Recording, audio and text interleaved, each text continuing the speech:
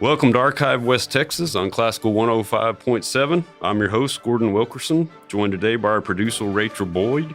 We're pleased today to welcome Darryl Holland as our guest. Darryl's an entrepreneur, a preservationist, a community leader whose work spans business, real estate, entertainment, and historic revitalization here in Lubbock. Darryl, welcome to Archive West Texas. Well, thank you very much. I'm glad to be here and just proud to be asked to be part of the conversation. Can't think of Darryl Holland without thinking about Holland Gardens. I remember growing up in Lubbock as a kid, and somehow I have this vision of a sign that had tulips on it. And I just remember driving around thinking, man, isn't that cool that people all the way from Holland are over here, doing business in Lubbock, Texas. Tell us about growing up in the family business, kind of how your parents got here, how that all started. Well, we are not, first, second, third, generation from Holland, just family name that came across the waters at some point, I'm sure. I don't really know the whole origin. I know my great grandparents were from Alabama, believe it or not, and came to the Stephenville area in the late 1800s, early 1900s, and then progressed from there, came up here in a covered wagon, and so brought the family name with them, but there's not a direct linkage to the old country, as they say. I know that. It's something a 6-year-old assumes looking at a sign. I know it. So how did your family get into the garden business? My folks came down to Texas Tech, like so many folks. They were my dad was from the Plainview area, and my mother was from Edmondson, a little farming community just north of there. So they were kind of childhood sweethearts and everything.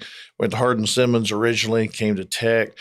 Dad got a job at another nursery here in town, Holden Dodson, that was there very close to the traffic circle where that was, very close to I remember that. Your place. So Dad just randomly walked in there while he was a student at Tech, had no horticultural background, no reason for walking in there other than just college kid looking for a job, newly married.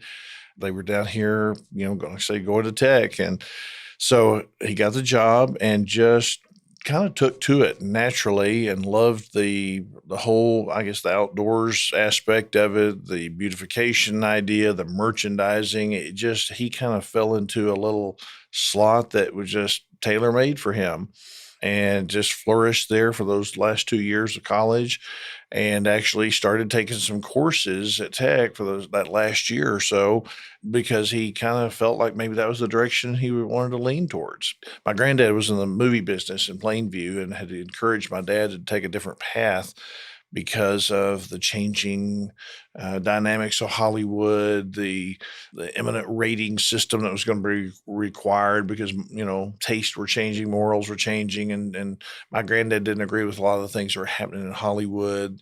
There was these rumors of this thing called home box office and HBO, cable TV was being tried out in Kentucky. And so my granddad was he had a lot of foresight, and he could just tell that the golden age of Hollywood was coming to a close from what, he had known after being 40 plus years in the business.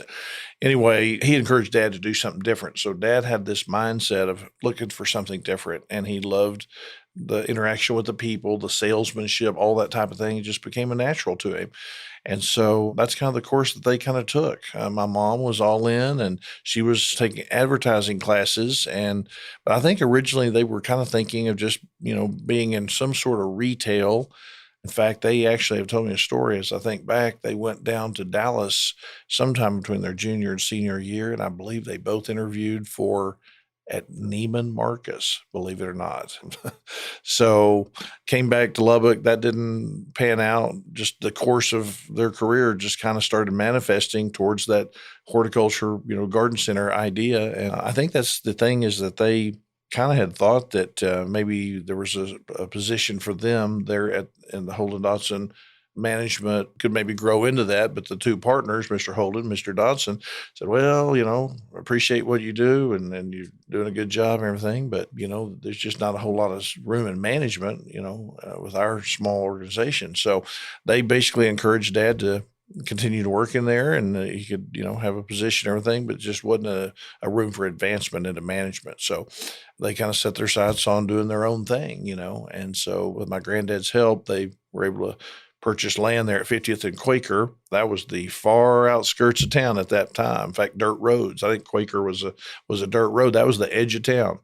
And so Granddad helped them get that corner, because it was basically farmland, and started their first little store. So that's the genesis. It's a great story.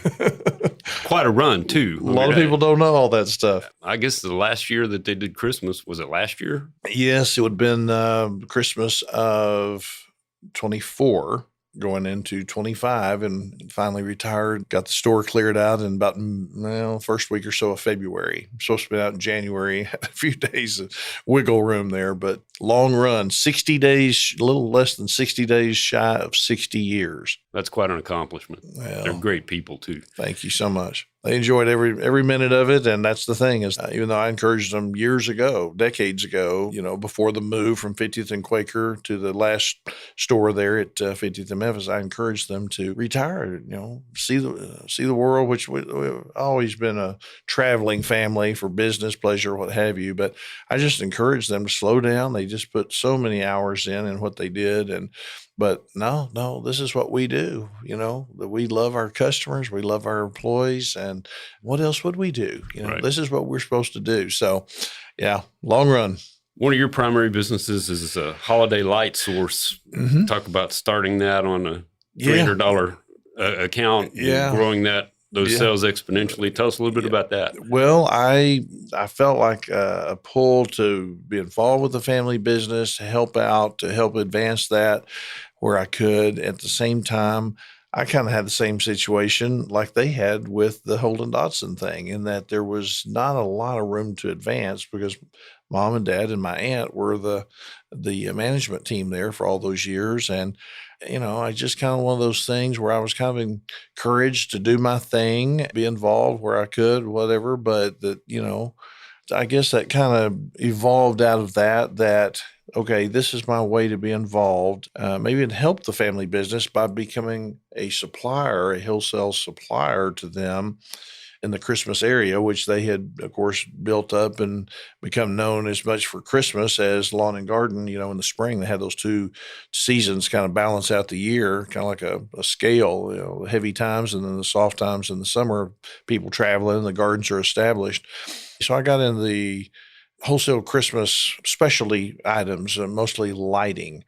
And that all derived out of the line of plastic clips, the shingle tab and everything that people are so familiar with around here. It was a local invention. And so there was an opportunity to kind of expand that, to take that and create a wholesale, pipeline for the non-retail customers. So I got into selling all of that in a bulk fashion, whereas my folks were retail with packaging and all that type of thing. I was strictly wholesale. And so that was kind of a way to kind of still be connected, help out the business, but do my own thing and grow that in a different way. And so that's how that evolved in the mid-90s. It's a great story, really good background, talking about your family business and then how you carved out a niche into the wholesale side of that on your own. You've expanded from that and you've gotten into real estate and some other businesses. Tell us a little bit about that growth. Well, I had a lot of fun, growing Light Source. The public in Lubbock doesn't really know about it because it was set up for the trade, for wholesale distribution. So we sell holiday lighting products, whether it's light strings, cords, extensions, the clips, of course, mini lights, anything related to outdoor lighting, holiday lighting, and specifically. And we started that because there was a need to fill. There was a niche and everything. And so we grew that. I guess first 20 years, I was very, very hands-on involved daily. In fact, my wife and I at the time, we pulled and packed every order those first 4 or 5 years. And as it started growing, we needed to add help and, of course, everything. In fact, I rented some space from you Yes. In 2007. So as we grew, by year 12, we were having to get extra space, and then we eventually moved over on the South Loop. But we had like 3 moves there because we were growing quite rapidly. But we found that there was just a real need for some of these specialty products that really had revolutionized the industry. So we were right there at the forefront of it, and especially when the LED world came along. As I'm sitting here looking at these LED lights flash in the background on this little device here, that's how people first knew LEDs is from, maybe a power indicator light on their computer and their dashboard in the car. LEDs were created by NASA for the space program because it didn't take much power and, would last for a long, long time out in space. But anyway, that technology evolved into the Christmas light, the string lights and everything by the late 90s as an invention. And by 2000, 2001, it was rolled out. And I was just fortunate to be on the very forefront of that. The inventors found us, and I believe, if I'm not mistaken, we were the very first commercial company in the country to bring in full containers, shipping containers of Christmas lights with the LED way before 2 years before it got into the mainstream and retail.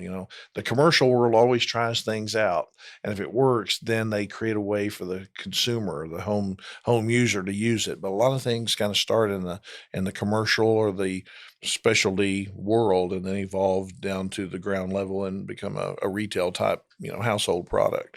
So anyway, well, I've been fortunate to be at the forefront of the clip revolution, the shingle tabs and C-clips and all these little plastic devices to help you attach lights in a more uniform, precise way. And then the LED world collided just 3 or 4 years later. So I was at the right time at the right place for these two amazing, I say amazing, when there's nothing, there's no better. Innovative. Yeah, the innovations kind of collided at that time. Like I say, I was kind of encouraged to do my thing. And so I was kind of doing graphic design and creative type things to make my living, and a lot of sports posters, double-sided sports posters and some newsletters. In other words, I basically had my own little advertising agency. It was kind of a spinoff of helping my dad in-house do advertising for the store and radio scripts and, things like that. So I had kind of just self-taught myself by being around him, the advertising angle and signage and helping him do his thing. But I did it kind of independently. And then, like I say, this opportunity came along to take the commercial Christmas lighting thing forward. And so I jumped in with both feet. And I mean, it was Mother's Day weekend. I'll never forget it. 95. I made the switch from being a graphic designer to be a wholesale Christmas light supplier. And we just jumped in that weekend. And I mean, like 3 days later, we went to Vegas for our first trade show to promote all these clips and this brand new name that I dreamed it up one day, Light Source, the source for lighting, right?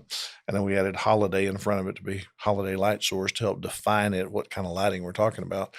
But anyway, we were off and running. And so Holiday Light Source, a good 20-year run with me day to day. And then I evolved in some other things. And yeah, you've expanded into what I would call community-based businesses. Right. Everything from the Holly Hop Ice Cream Parlor to Adventure Park to the Cactus Theater to even trying to make a run at Saving Joyland. We did.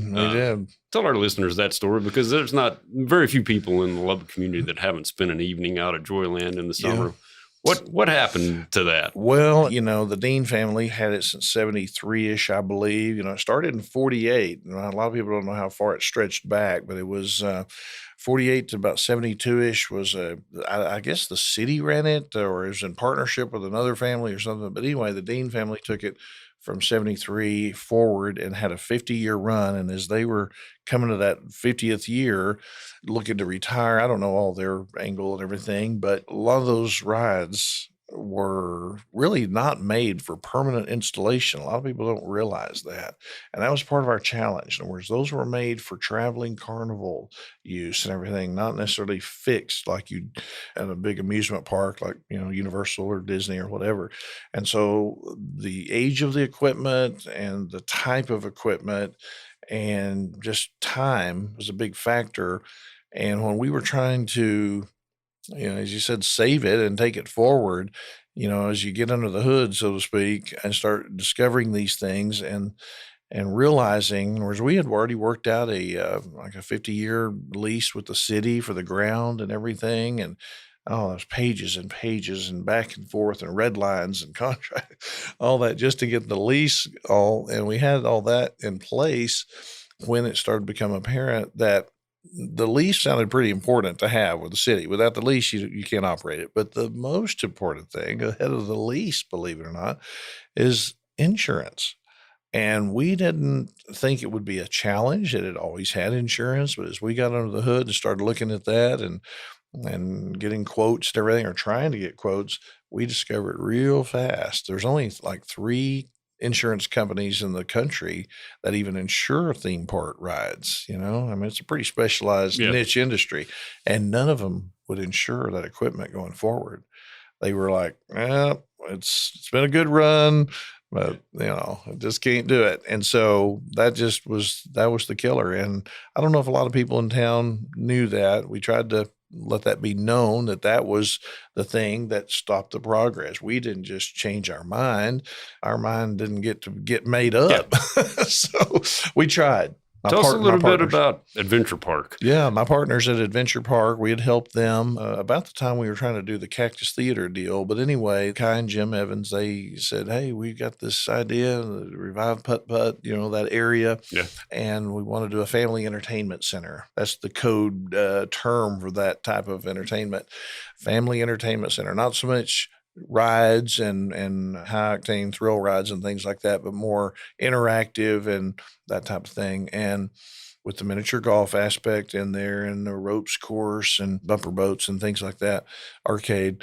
So we had helped them with some small investment, and that kind of got things rolling. I think we have stock certificate number one, trying to get that off the ground, and started talking with some other people and inviting them in. And so about 15, 20 investors came on board, bigger ones than us. We just kind of got the ball rolling, and that got developed. And of course, the opening date was right about the time COVID came along. So that was a challenge. But anyway, that's kind of how that came about, is helping our friends, the Evans family, get Adventure Park going. And then we tried to parlay that experience into Saving Joyland. Yeah. Darryl, you're really well known for many businesses, but maybe most well known publicly for your ownership of the Cactus Theatre. Tell us how you came to acquire that and how that started and what that journey's been like. Well, the thing is, running the lighting business for those first 20 years, that was quite a journey. We built that up and had it firing on all cylinders, as they say. And I started kind of, after about 20 years doing that, I kind of started looking for some other ways to kind of spread my wings. I enjoyed that and everything, but that's a long time to do, Christmas year round, and you kind of get the itch to do other things. I've always been entrepreneurial at heart, and started back in high school making buttons and posters, and I was just always involved in various little side projects and stuff. So I guess that kind of just evolved into the Holly Hop coming along. That opportunity was a smaller little ice cream shop at 26th in Boston, and purchased that from the family, the Stewart family, and eventually moved it a couple years later and expanded it, made it bigger, and kind of I always loved ice cream, and so we'd go nationwide, these different trips and stuff, and I always looked for a ice cream store, or, of course, and we missed Swenson's when Swenson's was here, in the 70s and the 80s. And a lot of people remember that. And so we wanted to kind of bring some of that vibe back. The Americana thing is just, I've kind of always just been a history nut and a nostalgia nut. And who doesn't like ice cream, right? There you go. So that's kind of how that evolved. And then kind of did that for 14 years. And so all along, we kind of were evolving from the Christmas to the Holly Hop, Adventure Park. And about 2012, I got wind that a theater that my granddad was heavily involved with in Plainview, the Granada Theater downtown, had become available, and it's actually on eBay. I was just researching randomly one day, and it just happened to be the time that had hit the market on eBay. I was just curious about whatever happened to Granada, and I did some research, and at that very moment, it was active on eBay, and I just thought, that's the craziest thing I've ever heard. And so I got a hold of the folks, and all of a sudden I fell into this idea of restoring that old theater of my granddad's involvement. He was partners with the McSwain family on that, but aside from that, he had drive-ins and everything like that in Plainview. But that nostalgia bug, again, just reared its head. And so I got involved with that, and we tried to bring that back, did a lot of restoration work on that old theater, staged some shows, and it's very, rough condition and everything, to try to give folks in Plainview a taste of what could be. but we just couldn't get the level of support that we needed. And we knew that it needed to be a, local nonprofit and the community buy-in. And it was going to be challenging enough us living down here and 45 minutes away, but we took that on. And as we were doing that, I had promoted a few shows around town to kind of get my feet wet. And I'd always loved that. Loved music. My dad was a huge music fan and influenced me greatly in all my tastes and exposing me to a lot of things that I would have heard growing up. But he has a huge record collection, probably outside of Ralph at Ralph's Records, probably the biggest record collection in town outside of Ralph. But anyway, so I just grew up with music being a big part of my life, and of course, granddad's entertainment background with the movies. So movies and music was part of my DNA. And so I was, trying to get the Granada restoration thing going in Plainview. And so I asked Don Caldwell here in town for advice. I called him up one day, and of course, anybody that knows Don Caldwell knows that it didn't take about 10 seconds, and he flipped a script and said, "Well, if I'd known you'd wanted a theater, I need to sell the Cactus. My health, I can't do it forever." And I had no idea, that you wanted to buy a theater. They went from advice to trying to sell me the Cactus. And so that went on for 2 years, back and forth. And I was committed to the Granada project. And I said, "Well, Don, I appreciate it and everything, but," I said, "I really was looking for advice, to how to get this off the ground, how to get people involved." And, "Well, it's just a long journey." And, it just always kept coming back to, "I'll call you in 6 months. You'll change your mind." And after 2 years, every 6 months, I mean, like clockwork, you set your watch by it. I'd get a call from Caldwell, and he'd say, "You ready to buy the Cactus? Let's do it." And so I finally gave in and finally decided, actually, that the Plainview project was just not going to advance like I wanted it to. And I had to kind of digest that for a while and face reality that just the support level wasn't there. So we made the Cactus deal, and I jumped in full force with that and have, done all kinds of upgrades to that. And I think most folks will agree that the sound, the lighting, the parking, uplighting, marquee upgrades, all these different things we've done have enhanced that and made that a pretty enjoyable experience. And the programming. So I just had a lot of fun with that. Yeah. You've used the term stewardship rather than ownership. Mm-hmm. Does that idea connect to a deeper faith or values that guide how you approach leadership and responsibility? Yeah, I mean, somebody's always on the dotted line. Somebody's making that note payment at the bank or responsible or whatever. And so, yeah, there's ownership, but, we're all responsible for these local landmarks, I think. You're going to have director, owner, or somebody at the top making it happen, meeting payroll, programming, doing the business side of it. But it also involves the patrons buying the tickets or, the performers coming, like a couple of weeks ago, we had a little group of dancers, little tutu dancers. And so all these families come there to watch their kid on the stage, in general, people supporting, buying tickets. I mean, we have faithful patrons that just about every time we open those doors, doesn't matter what we're programming, they're there.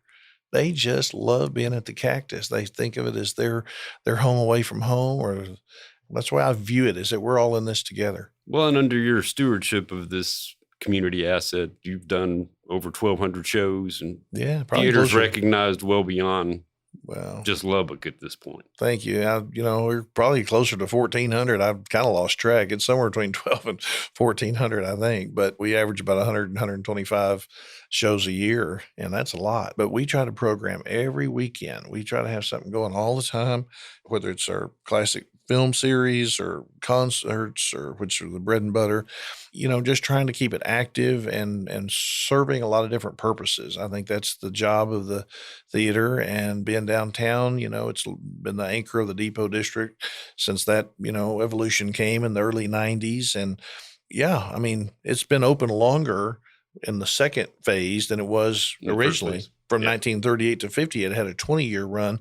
Then it was shuttered more than that, 27 years, I believe it was, in the late 50s and the early 90s, and then been revitalized since the mid 90s to now. So the Cactus has got a lot of history, even with that gap in the middle. We think of it as being, part of Lubbock for all these years. And I just enjoy it. I think that it offers some entertainment that would never come here. I really try to stretch the boundaries and bring some pretty eclectic things. And we bring some huge, household names, and we bring some unknowns and some up and comers. And I think that's a healthy mix.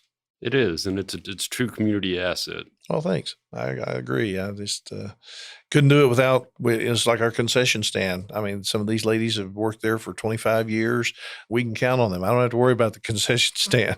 They're there, and they're great at what they do, and tight little team, and very family oriented. Has a little bit of outside help, but that's a great asset right there. Is just that we have a dedicated concession crew up front, and that's the front of house. And of course, my wife's in the box office, and I'm running lights and moving the bands in, or getting hospitality or whatever, and a sound man, and that's it. There you go. Tight knit. Darryl, thank you for taking time today to share your Yeah. story with us. We appreciate you walking us through your family's history and your numerous activities and Yeah. support for the Lubbock community. It's been a pleasure having you today. I want to thank Darryl again for being our guest today. Appreciate each of you listening. Please join us again next week for another episode of Archive West Texas.